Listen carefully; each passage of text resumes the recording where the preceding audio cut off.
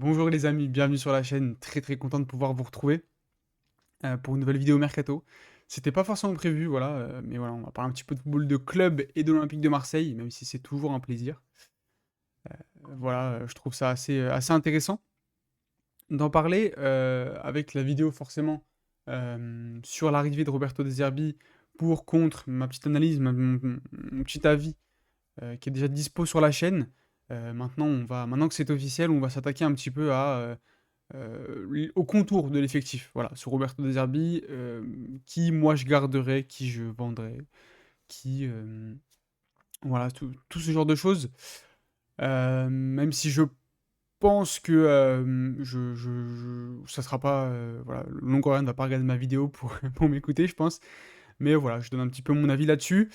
Et voilà, on va directement commencer. Un grand ménage à prévoir, je ne sais pas. Je dirais oui, de toute façon, même avec les déclarations de Longoria, etc., ça penche plutôt là-dessus. Maintenant, je pense aussi que pour acheter, tu vas devoir vendre. Et tu as des joueurs, enfin, de façon très logique, à la sortie de cette saison, tu as des joueurs qui valent moins, qui ont moins la cote, tout simplement, sur le marché, hein. Donc, tu vas pas pouvoir te débarrasser de tout le monde et surtout pas à des prix exceptionnels. Et j'ai pas forcément envie de, tu vois, me séparer d'un élément majeur et faire une grosse vente, tu vois, pour pouvoir acheter d'autres joueurs. Donc, et qui de toute façon, même, vu les déclarations de Longoria, ça sera un effectif assez court, assez raccourci, agrémenté de joueurs du centre de formation. Donc, je ne nous vois pas acheter pléthore de joueurs avant d'avoir vendu. Donc voilà, je sais pas trop comment me positionner par rapport à ça. Je pense qu'il y a des joueurs qui vont trouver facilement des portes de sortie. Mais il y a des joueurs qui ont perdu au niveau valeur et au niveau cote. Donc, est-ce qu'on va réussir à se débarrasser de tout le monde? Je suis pas sûr. Donc voilà. On va faire comme pour un petit peu le bilan de la saison poste par poste, avec les défenseurs. Alors, déjà, on a déjà un débat, je pense.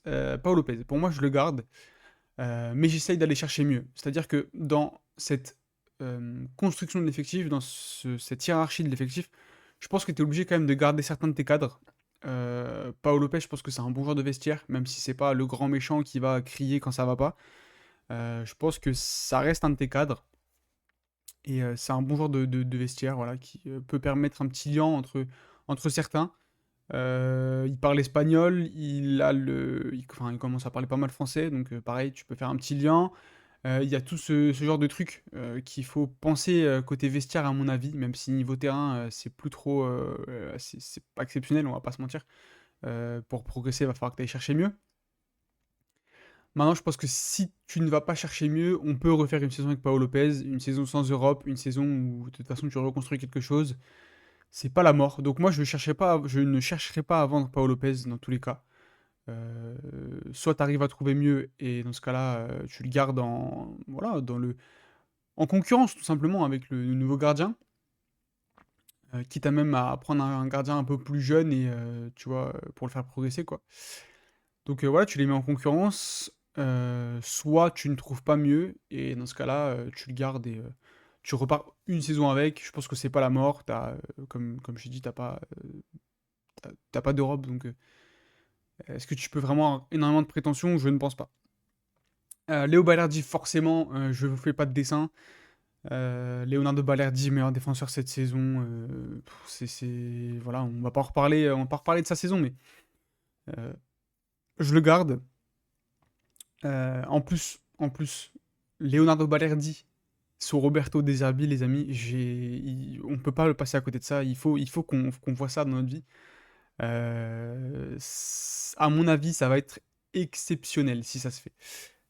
Balerdi sous De Zerbi, avec l'importance des défenseurs centraux dans la relance. Lui, sa qualité à la relance, son sang-froid et tout. Non, pour attirer l'attaquant, non, ça va être fou, ça va être fou. Et j'ai vraiment envie de voir ça. Donc voilà, Balerdi. Memba aussi que je garde, mais que je mettrais peut-être en concurrence, voilà, pour le relancer un petit peu, parce que c'est vrai que cette saison, ça n'a pas été tout le temps exceptionnel, donc voilà. Pas mauvais à la relance, c'est important sous deux herbies, mais pas exceptionnel non plus. Donc Ouais, je le mettrai en concurrence, en fait, tout simplement, mais je le garde, ouais. Voilà, il a de la qualité quand même, pour couvrir la profondeur et cetera, c'est intéressant donc voilà, je pas grand-chose à dire. En plus, c'est un de tes cadres, je pense. Un de tes joueurs les plus expérimentés, en tout cas. Donc voilà. Babo Meïté, je le garde et je lui donne un peu plus de temps de jeu parce que bon, là, en fin de saison, il y a eu la blessure qui l'a un peu freiné, mais quand même, tu vois, il y a pas hormis ça, il y a pas eu énormément, de temps de jeu. Ouais, il a pas mal de qualités, je trouve. Il est assez dur sur l'homme, mais dans la relance, c'est aussi intéressant, donc c'est voilà un facteur, hein. Donc non, ouais, je le garde et je lui donne un peu plus de temps de jeu.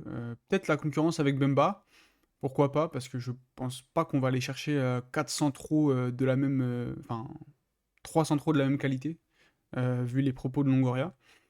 Je pense qu'on n'aura pas Balerdi, Mbemba, un autre défenseur de du même rang et Meïté. Je pense plus un intermédiaire entre les deux.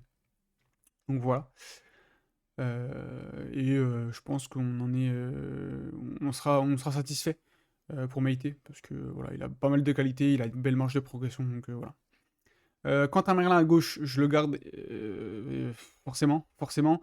Une belle qualité de centre. Il a une intelligence de jeu qui est vraiment intéressante, euh, qui lui permet de jouer un peu plus à l'intérieur, un peu plus sur le côté. Franchement, sous des Derby, t'as besoin de joueurs comme ça, de joueurs intelligents, de joueurs qui savent réfléchir, qui savent sentir le jeu. Parce que t'as énormément de dézonage, ouais, enfin bon, t'as énormément de joueurs qui dézonent, quoi. Pas facile le matin. T'as énormément de joueurs qui dézonent, et un joueur intelligent comme lui, ça va le faire, je pense, vraiment bien le faire, d'ailleurs. Ça va être super intéressant. Donc voilà, en plus, il a encore une petite marge de progression. Donc non, moi, j'aime bien. Et j'ai envie de voir sous De Zerbi. Ulysse Garcia, je le garde, de toute façon, c'est pour de la rotation. Ça sera pas le titulaire. Et voilà, il a toujours plus ou moins rendu service. Pareil, c'est pas un âne dans le jeu, il sait un petit peu réfléchir. Euh, euh, voilà, bon, c'est un peu, c'est un peu réducteur, mais bon, c'est pas non plus le latéral gauche de Ligue 1, quoi, mais voilà, pour de la rotation, c'est amplement suffisant. Et belle qualité de pied en plus. Il sait défendre, donc c'est pas mal. Murillo, évidemment que je le garde, le mec sait tout faire. Voilà, ultra polyvalent, donc pareil dans la rotation, je pense que c'est. Y a pas. Enfin, dans la rotation en Ligue 1, je pense que cette saison, on n'a pas vu vraiment mieux en termes de dépannage, quoi, de service rendu. Donc, non, voilà, toujours là quand on en a besoin, donc un joueur fiable. Faut les garder ces joueurs-là. Même si c'est pas les meilleurs, les joueurs qui ont le plus de qualité, faut les garder, ces mecs-là, ils sont super importants. Par contre, pour la rotation, voilà, je précise. Les départs. Et là, je me rends compte que j'en ai oublié un dans les départs. Donc, on va en parler après. Bon, c'est quoi, on va commencer par lui. Samuel Gigot, je l'ai pas mis, mais j'essaye de lui trouver une porte de sortie. Parce que pour moi, il y a trop d'incompatibilité avec le système de Deserbi. À la relance, c'est juste pas possible. Beaucoup de respect hein, pour Samuel Gigot, tout ça, les cris, le tapage de poing sur le torse, pas de souci, voilà. Et même dans le duel, etc., c'est intéressant, mais j'ai l'impression que des fois, c'est quand même juste, que ce soit sur les qualités de vitesse ou que ce soit les qualités de relance qui sont vraiment. Des fois, il y a vraiment des relances hasardeuses. Et bah, on prend un but contre l'Atalanta juste sur ça, en Europa League. Donc bon, voilà, c'est pour citer un exemple, hein, parce qu'il y en a d'autres. Donc ouais, non, j'essaye de trouver une porte de sortie à Samuel Gigot. Et d'ailleurs, c'est peut-être pour ça aussi que je garde un petit peu Lopez, tu vois, pour quand même garder des cadres derrière, c'est important. Donc voilà. Ruben Blanco, parce qu'il y a eu des pistes, enfin il y a eu des rumeurs de départ apparemment en Espagne. Si tu gardes Lopez, tu te sépares de Blanco, je pense que c'est plutôt logique. Enfin, à la condition que tu fais venir un autre gardien, bien sûr, hein. Un gardien meilleur que Lopez, bien sûr. Évidemment. Mais voilà, il a toujours rendu service quand on en avait besoin. Maintenant, je pense qu'au pied, il y a des petites limites. Et voilà, c'est pas non plus le gardien au full-time, on l'a pas vu sur une saison complète, quoi. Donc voilà, pour l'avoir suivi un petit peu avant en Espagne, C'est un bon gardien, oui, ça, il y a pas de problème. Mais je pense que si tu vas chercher un gardien, il faut aller chercher mieux que Lopez, donc mieux que Blanco. Donc voilà. Et Jonathan Klaus, forcément. Bon, bah, je vais pas vous faire de dessin avec tout ce qui s'est passé en janvier, etc. Je pense qu'il est un petit peu arrivé au bout de son aventure à l'OM. Et ouais, c'est un bon joueur, pas de problème, mais pour moi, il lui manque ce petit truc, ce petit supplément d'intelligence dans le jeu que va demander Deserbi. Et voilà. De toute façon, dans tous les cas, même si dans le jeu il aurait été compatible, enfin à 100%, je veux dire, il s'est passé trop de choses en janvier avec Benassia, il s'est passé trop de choses pour que lui reste au club une saison de plus.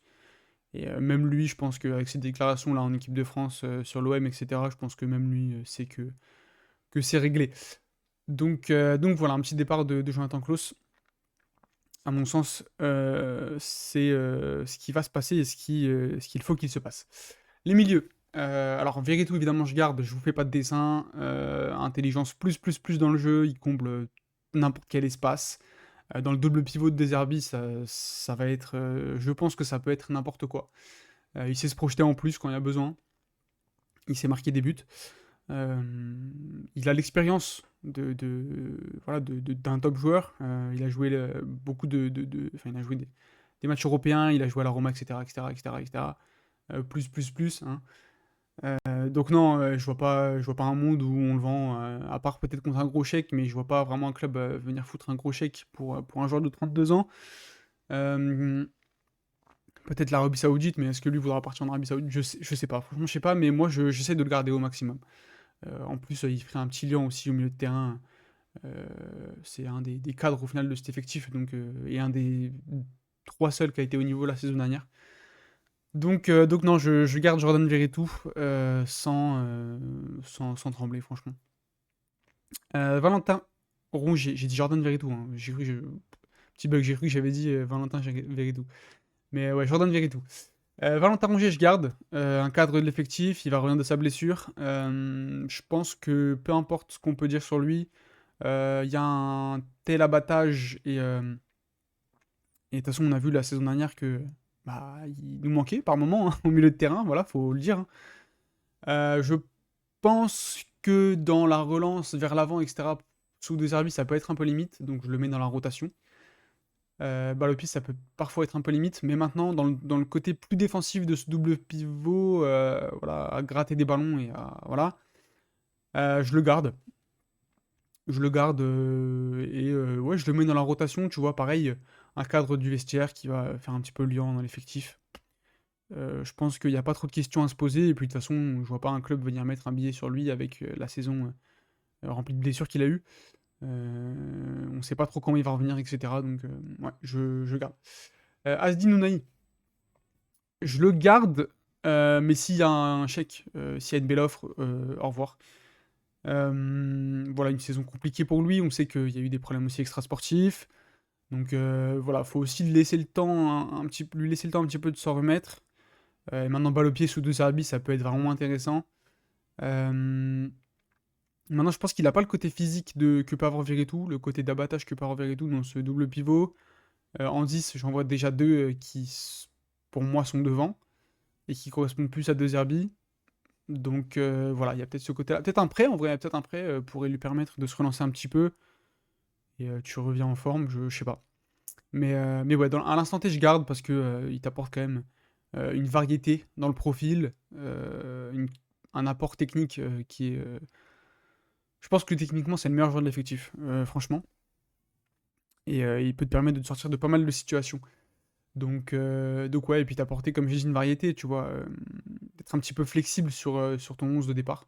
Et sur tes changements même, en vrai. Donc ouais, à l'instant T, je garde, mais si belle offre, voilà, je m'en sépare. Amin Harit, mais parce qu'il a des choses à prouver, Amine. Et je pense que sous des Herbie en 10, là, ça peut être vraiment intéressant. Et même peut-être pourquoi pas sur un côté, mais un peu plus de mal avec les qualités de vitesse forcément. Mais, euh, mais ouais, je le garde parce que énormément de qualité balle au pied. Un des joueurs les plus techniques de l'effectif du coup quand même. Et voilà, je pense qu'il a vraiment quelque chose à jouer, sous De Zerbi, avec un football protagoniste et un football où bah, tu vas avoir le ballon, la majorité du temps et où il va falloir que tu débloques des situations. Donc lui, il peut le faire.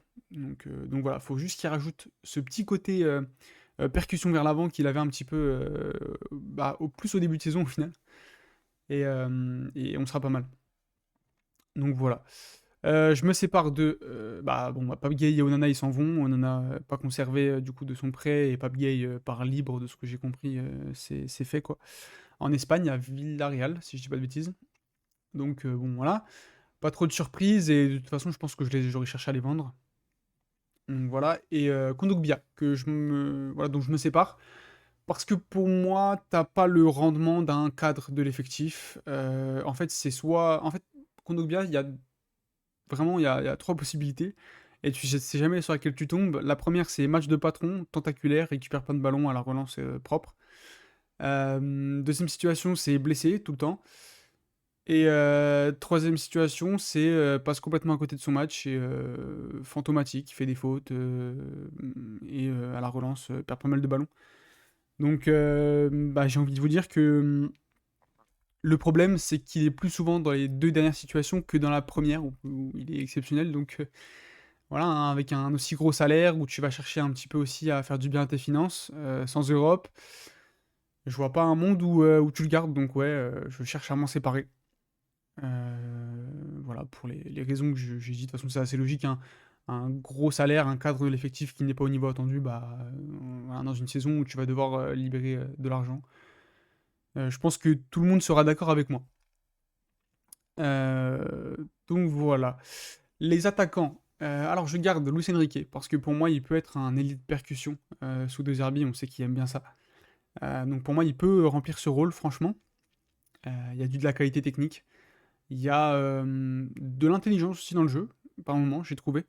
Je pense que c'est pas l'ahurie qu'on lui prête, enfin il a pas ce rôle d'ahurie qu'on peut lui prêter par moment sur les réseaux et ouais non, je le trouve intéressant. Il a des choses aussi à montrer. Donc je lui laisse au moins la prépa, je pense, pour voir. Et je pense que ouais, j'essaye de le garder. Sauf si belle offre, évidemment, hein. De toute façon, j'ai envie de vous dire, il y a très peu de joueurs que je garde en cas de belle offre, quoi. Donc, je pense que Longoria, a fortiori. Donc ouais, non, Enrique, j'essaie de le garder. Et voilà, on va voir ce que ça va donner. Mais voilà, de toute façon, un profil de joueur comme ça, vous savez, un petit peu de percussion, etc., sur le marché, il n'y a pas énormément de qualité et à un prix raisonnable. Donc voilà. Iliman Ndiaye, forcément, je garde. Dans ce rôle de 10, là, ça peut être vraiment n'importe quoi sous des herbiers, franchement, je le pense sincèrement. Il lui a fallu une saison d'adaptation où il a un peu galéré, etc.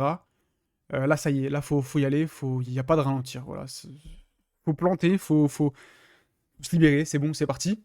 Et je pense qu'il est capable de le faire sous De Zerbi. Je pense que De Zerbi peut lui donner pas mal de clés. Et voilà, il sait aussi un petit peu lancer des joueurs plutôt jeunes. Donc non, bon, Iliman, vous allez me dire, c'est pas le plus jeune, mais quand même. Donc non, moi je le garde. Franchement, je le garde sans broncher, franchement. Faris Moumbagna, du coup, bah, je garde. Apparemment, il y a des rumeurs comme quoi lui, qui ferait pas trop la vie à Marseille.